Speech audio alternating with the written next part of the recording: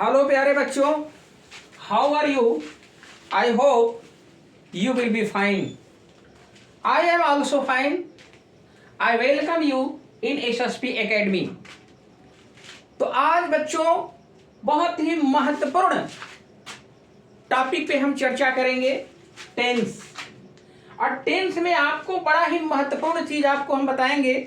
ये बड़ा बेहतरीन फार्मूला है और एक चीज आपको इसमें समझाने की कोशिश करेंगे हम कि तीनों इंडेफिनिट एक साथ आपको नजर आएंगे।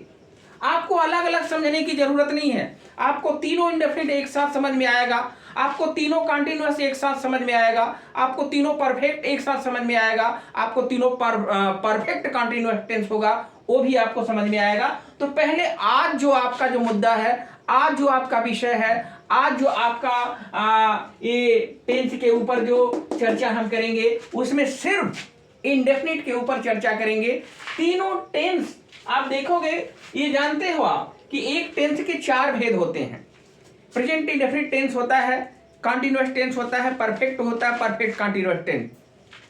तो हम प्रेजेंट, पास्ट और फ्यूचर यानी प्रेजेंट इंडेफिनिट को भी बताएंगे, पास्ट इंडेफिनिट को भी बताएंगे और फ्यूचर इंडेफिनिट को बताएंगे। और एक कमाल की बात आप और ध्यान रखिए, आपको ये जो फार्मूला बताया जा रहा है ये फार्मूला बहुत ही महत्वपूर्ण फार्मूला है। इस फार्मूला को जो बच्चा जान गया उसको ट्रांसलेशन बनाने से कोई नहीं रोक पाएगा, ये मेरी गारंटी है। बशर्ते आपके दिमाग में ये सूत्र हमेशा के लिए बैठ जाना चाहिए। जो प्रैक्टिस करेगा उसके दिमाग में बैठ जाता हो, ट्रांसलेशन कभी भूल नहीं पाएगा। क्या है इसका क्लू, क्या है इसका सीक्रेट, क्या है इसका राज? ट्रांसलेशन बनाने में आखिर बच्चे क्यों झिझकते हैं, क्यों परेशान होते हैं, क्यों घबराते हैं, क्यों उनके सामने दिक्कतें आती हैं? क्योंकि वो सारी चीज को समझ ही नहीं पाते, इसलिए वो टेंस बनाने में उनको दिक्कतें आती हैं। तो उस समस्याओं को मैं दूर करूंगा इस सूत्र के माध्यम से। ये मैंने अपना सूत्र लिखा है, अपना नियम बनाया। हमने किसी को अन्य चीज का, किसी वीडियो को या किसी अन्य किताबों को हम अलग से फॉलो नहीं करते हैं, हम खुद अपना रिसर्च करते हैं, खुद फार्मूला बनाते हैं। तो ये फार्मूला आपके लिए बड़ा ही कारगर साबित होगा अगर आप इसको समझ पाने में सफल हो गए तो। और समझाने का काम मेरा है, समझने का काम आपका है। पहला, प्रेजेंट इंडेफिनिट टेंस। ये जो प्रेजेंट इंडेफिनिट टेंस है, इसको एक चीज याद रखिएगा, इसको एक नाम और दिया जाता है सिंपल। ये सिंपल प्रेजेंट, ठीक है ना? इससे परेशान मत होइएगा।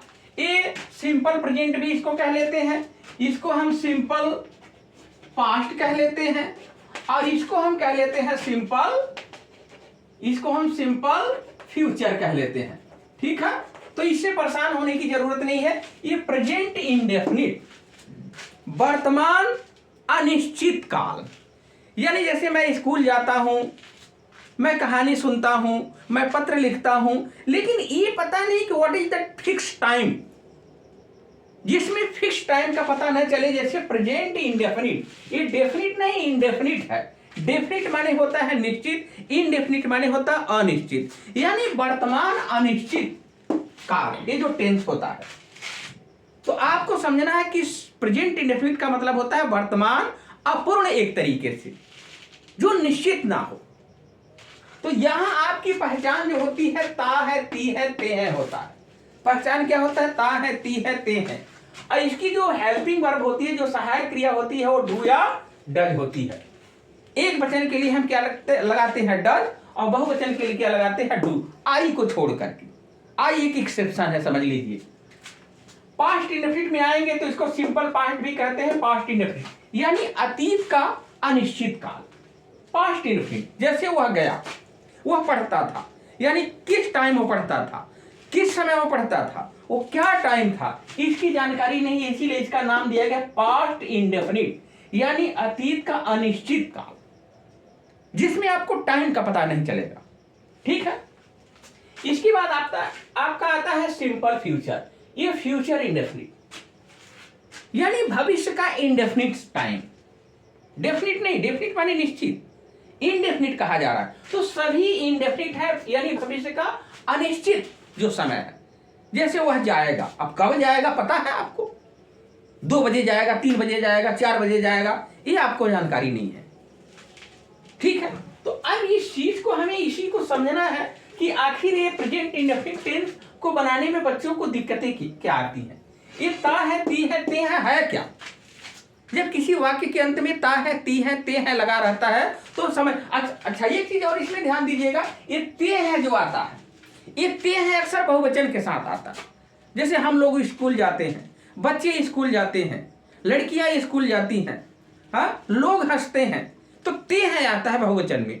और एक वचन में आप देखोगे जैसे मैं पढ़ता हूं या वह पढ़ती है, तो एक वचन के साथ हम क्या करते हैं, ये ता और ती का प्रयोग कर लेते हैं। जैसे तुम जाते हो तो बहुवचन है। अब इसीलिए फार्मूला बड़ा ही महत्वपूर्ण है। ये फार्मूला अगर समझ पाए आप तो आपके लिए ट्रांसलेशन एक तरह से पानी हो जाएगा। इस फार्मूला क्या है, फार्मूला समझने की कोशिश करिए आप। अफर्मेटिव सेंटेंस में सब्जेक्ट वर्ब में यस या ईयर, वर्ब में यस या यस, एक चीज और आपको यहां ध्यान देना है, अगर बहुवचन आ जाता है वो भी हम लिख देते हैं यहाँ पे, वर्ब में यस या यस या अगर कह करके आप यहां लगा देंगे या वर्ब फर्स्ट फॉर्म ऑब्जेक्ट। क्यों भाई, ऐसा क्यों? इसलिए क्योंकि हो सकता है कर्ता बहुवचन का आ जा, तो बहुवचन में तो यस या यस नहीं लगता। जैसे वे जाते हैं तो दे गो, हाँ, अब वह जाता है तो ही गो। तो ये चीज ध्यान दीजिएगा कि वर्ब में यस या यस भी आ सकता है, वर्ब फर्स्ट फॉर्म भी आ सकता है। ये बहुत ही महत्वपूर्ण फार्मूला है। निगेटिव जाएंगे subject, do not, does not, verb first form object. Interrogative में जाएंगे यस नो टाइप और क्वेश्चन वर्ड का आता है। यस नो टाइप का जैसे डू, डज। अब सब्जेक्ट यहां पर जिस तरह का सब्जेक्ट आएगा, एक वचन का सब्जेक्ट है डज बाहर निकालो, बहुवचन का सब्जेक्ट है डू बाहर निकालो, आई को छोड़, आई के साथ डू लगता है भाई। तो ये do, does, subject, not, verb first form object, ये 7 जो हमारा कैटेगरी है, ये 7 हम फार्मूला बनाते हैं। ये विशेष में नीचे तो अलग विशेष में हाउ मेनी वाला, हाउ मच वाला आपका विशेष है भाई। इसमें 7 फार्मूला रहेगा, 1 2 3 4 5 6 7। और ये 7 फार्मूला वाला जो रूल अगर आप किसी टेंस का समझ गए तो आपको ट्रांसलेशन बनाने से कोई रोक नहीं पाएगा, ये ध्यान रखिएगा।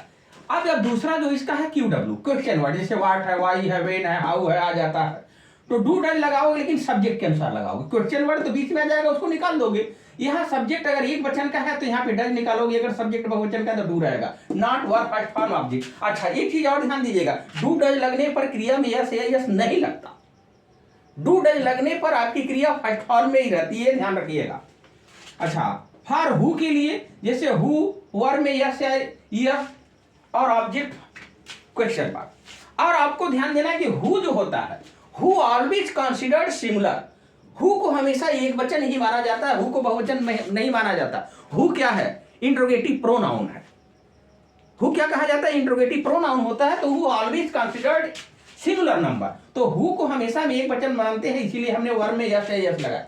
जैसे वह जाता है, ही गोज, वह स्कूल जाता है, ही गोज टू स्कूल। वह किताब करते हैं तो उसी में जब हम लगाएंगे कौन एक किताब पढ़ता है, हु रीड्स ए बुक। कौन स्कूल जाता है, हु गोज टू स्कूल। हाँ, कौन पत्र लिखता है, हु राइट्स अ लेटर। तो इस तरीके से हु क्या माना जाता है, एक वचन। हु का निगेटिव जब आता है तो वो भी एक वचन माना जाता है। जैसे यहाँ पे है हु डज नॉट, अब आपका हु हो गया, डज नॉट हो गया। एग्जाम्पल देके हम समझाएंगे, परेशान मत होइएगा। या हु डज नॉट, पहले आप सूत्र को समझ लीजिए, who does not, verb first form object. जैसे कौन स्कूल नहीं जाता है, who does not go to school, who does not go to school. अब यहां पर नेवर के साथ ध्यान दीजिएगा, नेवर में डू डज नहीं आता, कभी नहीं कि अंग्रेजी नेवर लिखी जाती है प्रेजेंट इंडेफिनिट टेंस में। और एक चीज और ध्यान दीजिएगा, ये सब्जेक्ट जो आता है, ये सब्जेक्ट पर निर्भर करता है, वर्ब में यस या वर्ब फर्स्ट फॉर्म। अगर बहुवचन का अगर सब्जेक्ट आया है तो क्रिया फर्स्ट फॉर्म में रहेगी, अगर कर्ता एक वचन का है तो वर्ब में यस या यस रहेगा। जैसे वह एक पत्र कभी नहीं लिखती है, तो she never writes a letter. अगर वहां पे आ जाएगा तुम एक पत्र कभी नहीं लिखते हो, तो you never write a letter. आप क्रिया में यस या यस नहीं लगा सकते। अगर कर्ता बहुवचन है तो क्रिया फर्स्ट फॉर्म, कर्ता एक वचन का है तो क्रिया में यस या यस। बात समझ में आ रही है? अच्छा यहां थोड़ा सा समझने की कोशिश करो। हाउ मेनी, हाउ मेनी के साथ याद रखिए नाउन पी, यस पी का मतलब नाउन, पी का मतलब प्लूरल, और यस लिखा है, यस का मतलब सिंगुलर। यानी जैसे हाउ मेनी बॉय, तुम कितने बच्चों को पढ़ाते हो, how many boys do you teach. तो कहने का मतलब है कि यहाँ पर आपको ध्यान देना कि हाउ मेनी और आपका हाउ मच। जैसे तुम कितना चीनी खरीदते हो, तो हाउ मच ये आपका काउंटेबल है, आपका अनकाउंटेबल है। इसमें आप गिनती नहीं, इसमें मेनी में गिनती कर सकते हो लेकिन मच में गिनती नहीं कर सकते। जैसे तुम्हें कितनी चीनी तुम कितना चीनी खरीदते हो, तो how much sugar do you by. तो एक चीज आपको ध्यान देना है हमेशा इस चीज के लिए कि कभी भी आप इस सूत्र का अगर सही इस्तेमाल कर पाए तो आपके लिए ट्रांसलेशन बनाना आसान क्या, अति आसान हो जाएगा, पानी हो जाएगा, बाएं हाथ का खेल हो जाएगा। अगर इस फार्मूले को अच्छी तरीके से समझ गए आप तो आप ध्यान से देखो, ध्यान से समझने की कोशिश करो। ट्रांसलेशन सिखाने की मेरी जिम्मेदारी है। ये यहाँ पास्ट इंडेफिनिट टेंस है। पास्ट इंडेफिनिट टेंस की पहचान ता था, ती थी, ते थे या आ ये की मात्रा। जैसे वह जाता था या वह गया, आ की भी मात्रा आ जाती है। वह लिखता था या वह लिखा। अब यहां पर आपका आ गया, इसमें क्या है, सब्जेक्ट सेकंड फॉर्म। एक चीज और ध्यान देना, अगर डिड लग जाएगा तो क्रिया हमेशा फर्स्ट फॉर्म में रहती है। डिड न लगने पर पास्ट इंडेफिनिट पर क्रिया सेकंड फॉर्म में रहती है। जैसे subject second form object, subject did not first form object, did subject not first form object, QW did subject not first not, ये आपका फर्स्ट फॉर्म है। यहाँ प्लस अगर आपको ऑब्जेक्ट लगाना है आप लगा दीजिए, ठीक है, क्वेश्चन मार्क यहाँ है। अच्छा, एक चीज और, हु के साथ डिड नहीं आएगा। जैसे कौन गया, हु वेंट, कौन स्कूल गया, हु वेंट टू स्कूल। तो यहां पर आपका हु सेकंड फॉर्म, और कौन स्कूल नहीं गया, who did not go to school. First form में डिड लगने पर फर्स्ट फॉर्म में आ गया। अब यहां पर आपका नेवर, जब डिड नहीं लगेगा तो जैसे वह कभी नहीं स्कूल गया, he never went to school. तो अब नेवर लगने पर क्रिया सेकंड फॉर्म में, क्योंकि डिड नहीं आया इसके साथ। अब कभी नहीं के साथ डिड लगाने की कोशिश मत करिएगा। कभी नहीं की अंग्रेजी ही आपकी क्या होती है, नेवर होती है। यहां देखिए वही चीज यहां पे है। हाउ मेनी नाउन पी, यानी हाउ मेनी के बाद आने वाला नाउन क्या होगा, प्लूरल होगा। और इसको एक चीज और ध्यान दीजिएगा, ये हाउ मेनी के साथ अगर कोई नाउन जुड़ जाता है तो क्या कहा जाता है, वो कहा जाता है इंट्रोगेटिव एडजेक्टिव। अगर क्वेश्चन वर्ड के साथ नाउन नहीं जुड़ा है तो कहा जाता है इंट्रोगेटिव प्रोनाउन।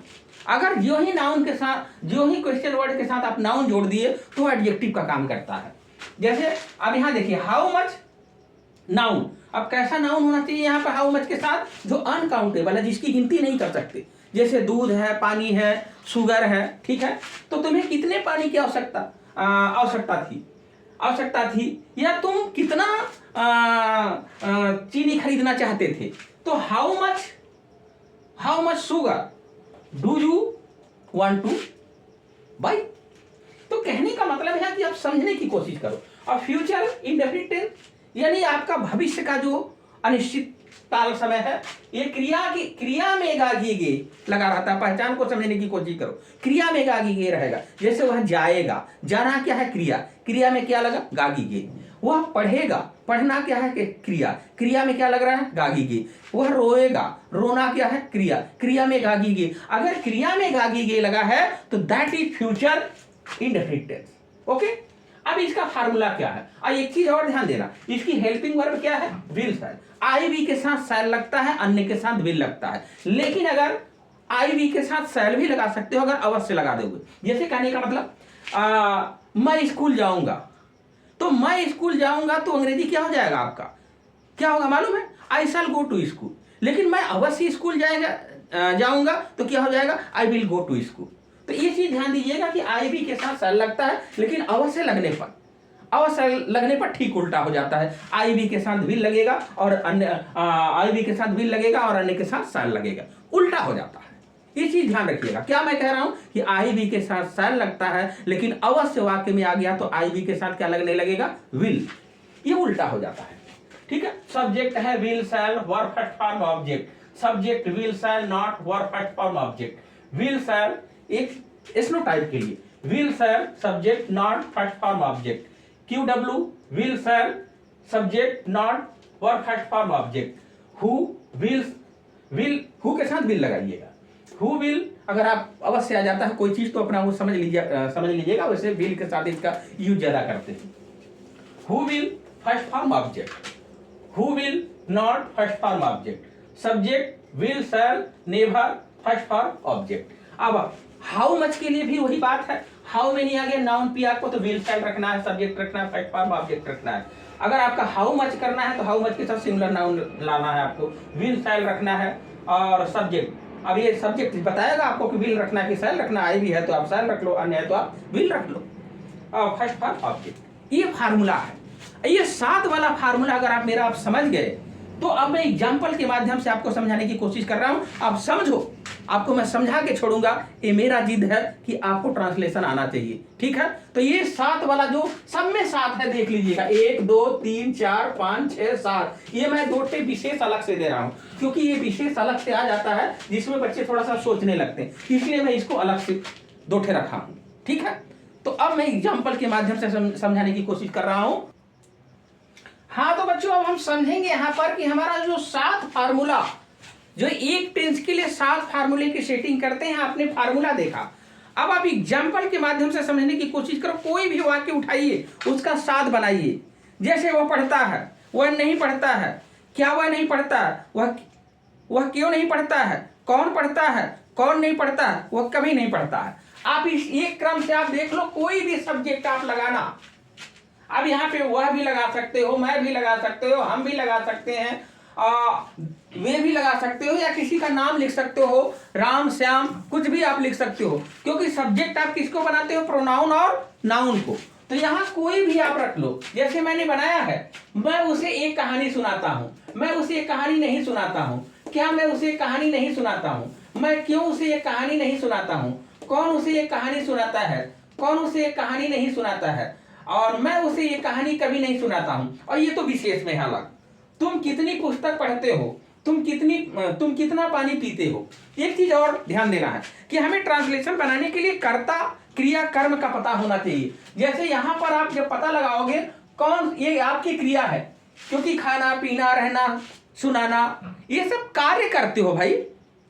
खाना पीना सोना रहना जाना पढ़ना लिखना उछलना कूदना, ये सब दैट इज वर्ब होते हैं। वर्ब से क्या, एक्शन का पता चलता है, कार्य का। ये सुना रहा, कौन सुनाता है, मैं लिख दिया गया, आपका आ गया।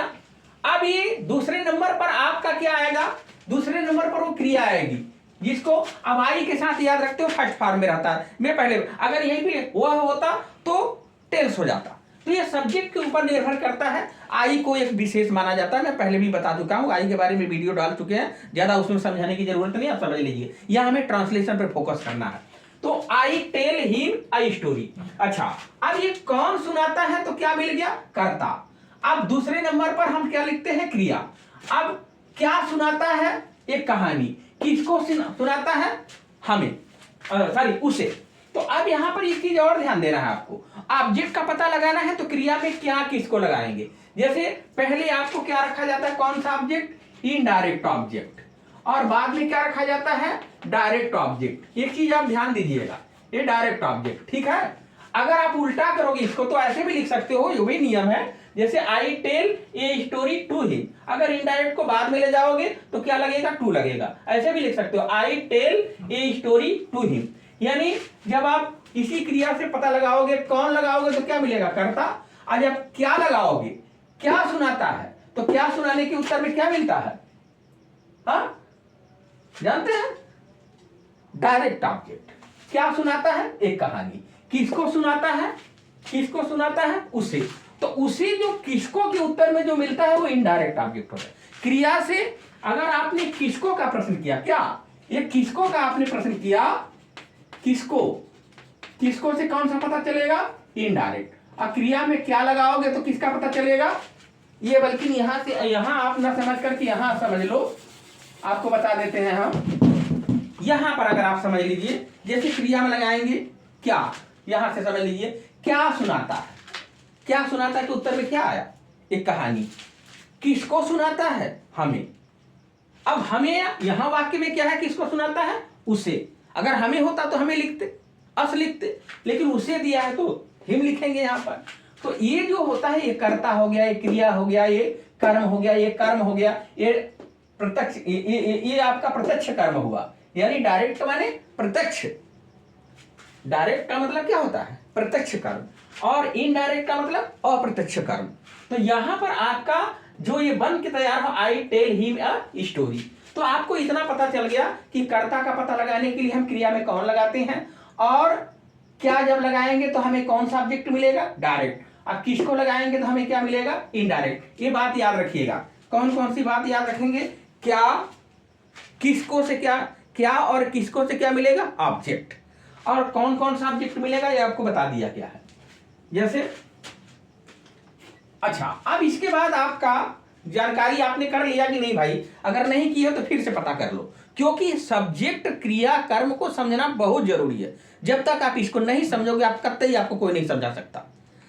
जैसे मैं क्या कह रहा हूं, ये मैं उसे एक कहानी सुनाता हूं। कौन सुनाता है, कौन सुनाता है, यहां देख लो, कौन सुनाता है, तो आप क्या कहोगे, कौन सुनाता है, क्या मिला, ये क्या है, आई, आई क्या हो गया, ये क्या है, आई क्या है, कर्ता। अगर यहां से प्रश्न करो क्या सुनाता है, क्या सुनाता है, तो क्या के उत्तर में क्या मिला, क्या है, एक कहानी। अब ये कहानी क्या हो गई आपकी, क्या हो गई, ये स्टोरी। ये स्टोरी कौन है, ऑब्जेक्ट। लेकिन कौन सा ऑब्जेक्ट है आपको पता होना चाहिए, कौन सा ऑब्जेक्ट है, डायरेक्ट, डायरेक्ट, समझ रहे।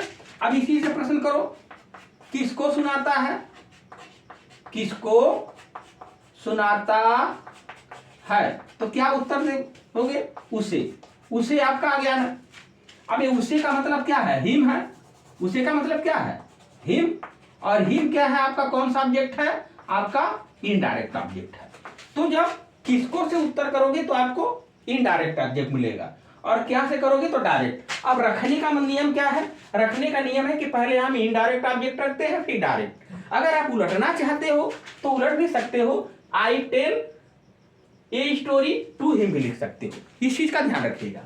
ठीक है, दूसरा देखिए, मैं उसे एक कहानी नहीं सुनाता हूं। सूत्र में देख लीजिएगा, I do not tell him a story, सूत्र में लिखा गया आई डू नॉट, आई के साथ डू नॉट लगेगा, टेल हिम ए स्टोरी। इसके बाद आपका क्या है, क्या मैं उसे एक कहानी नहीं सुनाता हूं, तो क्या बाहर निकालोगे, do I not tell him a story.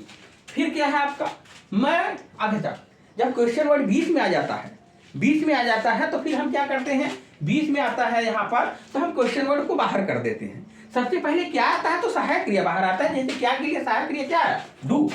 ये वाट मत लिख दीजिएगा भाई, ये चीज का ध्यान रखिएगा। एसनो टाइप वाले में क्या होता है, उस टेंस की सहायक क्रिया बाहर आती है अगर सबसे पहले क्या है तो आपका हो गया ये क्या। अब क्या आ गया तो क्या होगा, do I not tell him a story. लेकिन अगर क्वेश्चन वर्ड बीच में आ जाता है, कहीं भी ये कर्ता के बाद आ जाता है, बीच में कहीं आ जाता है, तो उसकी अंग्रेजी पहले लिखते हैं। तो वाई की अंग्रेजी क्या होगी, पहले वाई, वाई के बाद फिर आप देखोगे क्या रखना है आपको, सहायक क्रिया, फिर कर्ता रखना, फिर not tell him a story. इसके बाद आपका यहाँ पे कौन उसे कहानी सुनाता है, तो कौन के स्थान पे ये कर्ता हट जाता है, क्यों, क्योंकि दिस इज इंट्रोगेटिव प्रोनाउन है और ये खुद सब्जेक्ट का काम करता है, और हु एक वचन माना जाता है, ये ध्यान रखिएगा। Who tells him a story, who के साथ आपको क्रिया में यस या यस लगाना पड़ेगा, क्योंकि हु एक वचन माना जाता है, प्रेजेंट इंडेफिनिट टेंस की जहां तक बात मैं कह रहा हूं। अच्छा, अब इसके बाद कौन उसे कहानी नहीं सुनाता है, ज्यों ही नहीं लगेगा तो ये डू नहीं लगा सकते, हु के साथ, हु के साथ डज ही जाएगा, क्योंकि डज एक वचन के लिए होता है। तो who does not tell him a story. तो यहां पर आपका अगर ये कौन पहले है, कौन पहले है, इस तरीके से आ गया तो उसकी अंग्रेजी हु लिखी जाती है।